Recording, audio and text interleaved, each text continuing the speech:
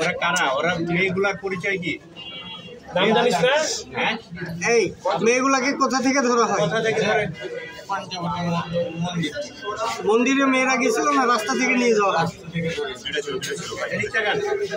রাস্তা থেকে ধরছে, তারপর কি হয়েছে বলো তো, ঘটনাটা বলেন।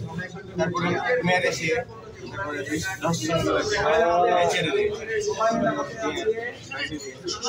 একটা মিটিংয়ে ছিলাম, হঠাৎ করে শুনলাম যে একজন ধর্ষক ধরা পড়ছে। এতদিন আমাদের কানে আসতেছিল যে 5 তারিখে একটা মেয়ে ধর্ষিত হয়েছে, কিন্তু আমরা অনেক কিছু তো গুজব হিসেবে আমরা করছি, যেহেতু কোনো ফ্যামিলি থেকে মামলা হয় নাই।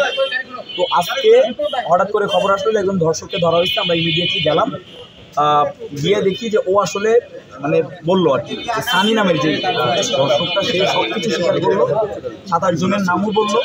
এবং পরবর্তীতে এই কটা যে ছেলেটা, একে আমরা তার ইনফরমেশন নিয়ে তাকে ধরতে গেলে সে নদী সাতটা ওদিকে চলে গেল, পার হয়ে গেল। তারপরে আমাদের কিছু বাইরে ছিল, তারা নদী পার হয়ে গিয়ে তাকে নিয়ে আসে। এবং তখন একটা গণধোলাইয়ের একটা মুখে পড়তে হয়, ওদেরকে বাঁচাতে গিয়ে আমাদের মানে একটা হেনস্থার শিকার হইতেছে। আসলে বিষয় হচ্ছে যে আমরা এটা দৃষ্টান্তমূলক শাস্তি চাই, যেখানে রাজশাহীতে আমরা কোনো বোনের গায়ে হাত পর্যন্ত দিতে দেই নাই, সেখানে 5 তারিখে এমন একটা ঘটনা ঘটে গেল। এবং যখন পঞ্চবটি, আমি একটা জিনিস বলতে চাই যে পঞ্চবটিতে আজকে যখন গেলাম এই সানি ছেলেটাকে ধরে নিয়ে, তখন সবাই উৎসুক জনতা, আমি দেখছি সাক্ষী দেওয়ার জন্য রেডি।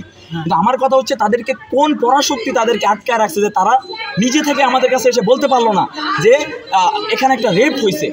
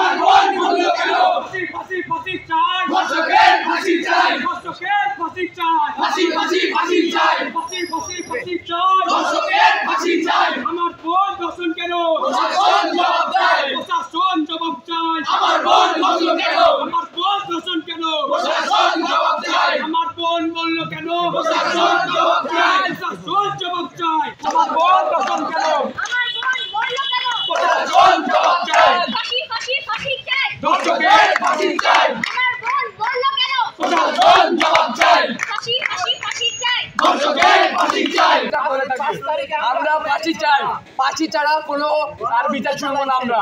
আমরা কারাগারেও আমরা দেশ রক্ষা করতে ব্যস্ত, আর তারা আমার বোনদের ইজ্জত নষ্ট করার জন্য ব্যস্ত।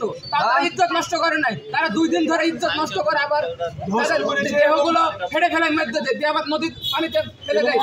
এগুলো কেমন এলাকা সুস্থ করে বিচার নাই। শাস্তি হওয়া উচিত দৃষ্টান্তমূলক, যেন আর দ্বিতীয় কোনো আমাদের মা বোন যেন এমন কিছু না আমাদের মা বোনদের সাথে।